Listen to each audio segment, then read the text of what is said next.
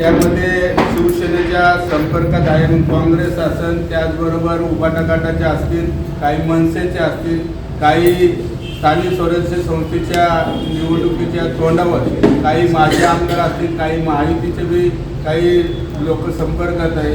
असे अनेक लोक संपर्कात आहेत. तुम्हाला येणाऱ्या काही दिवसामध्ये त्यांचा प्रवेश बी या ठिकाणी झालेला दिसतो. महायुतीचे म्हणजे कुठले असतील राष्ट्रवादीचे की भाजप? त्यावेळेस कळे ना प्रवेश झाला. नाना, जे ठाकरे गटाचे जे 5 ते 6 नगरसेवक जात आहेत भाजपामध्ये, तर ते जर त्यांना जर श्युरिटी जर दिली असेल की तुम्हाला उमेदवारी असणार आहे, तर त्यावेळेस तुमची भूमिका काय असणार आहे त्यांना तिथनं लढवण्यासाठी? लोकसभेला विधानसभेला आम्ही सर्वांनी ऐकलं, जो फॉर्म्युला जे सटिंग आमदार होते त्यांना त्या ठिकाणी तिकीट देण्यात आलं होतं, तोच फॉर्म्युला स्थानिक स्वराज्य संस्थेच्या निवडणुकीमध्ये कायम राहील.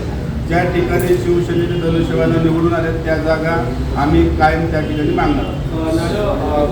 असं पण अंदाज आहे की निवडणूक स्वबळावर होईल असं झालं. बघा, वरिष्ठ लेवलला जे काही निर्णय होते तो निर्णय आम्हाला मान्य असेल त्या पद्धतीचं कामकाज पुणे शहरामध्ये आमचे सर्व शिवसेनेचे नेते मंडळी त्या प्रभागावर त्या कामकाज चालू आहे. आता आढावा चालू आहे काय किती प्रभागावर आढावा? बघा, आमच्या ज्या जागा निवडून येतील त्या निवडणुकीमध्ये जो चांगलं काम करू त्याच्यात जास्त भर दिला जाईल आणि त्या जागा आम्ही मागणार. थँक्यू.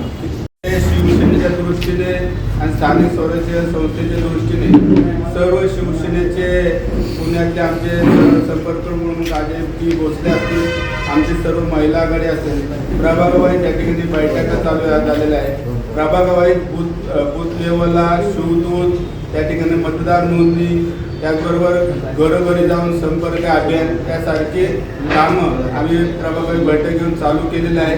येणाऱ्या स्थानिक स्वराज्य संस्थेच्या निवडणुकीमध्ये आम्हाला ज्या जागा 2017ला शिवसेनेच्या धनुष्यबाणावर लढल्या होत्या त्याही जागा पुन्हा एकदा शिवसेना त्या जागा लढवणार आहे. आणि येणाऱ्या पुणे महानगरपालिकेच्या निवडणुकीमध्ये 35 ते 40 जागा या शिवसेनेला मिळाव्यात या दृष्टीने आमचं सर्व कामकाज पुणे शहरामध्ये शिवसेनेच्या दृष्टीने चालू आहे.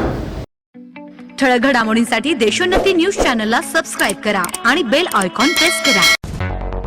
मुंबई, पुणे, नागपूर, मराठवाडा असो का विदर्भ, राजकीय, सामाजिक, शैक्षणिक क्षेत्र असो का क्रीडा, सर्वच घडामोडीचे विश्लेषण पाहायला विसरू नका.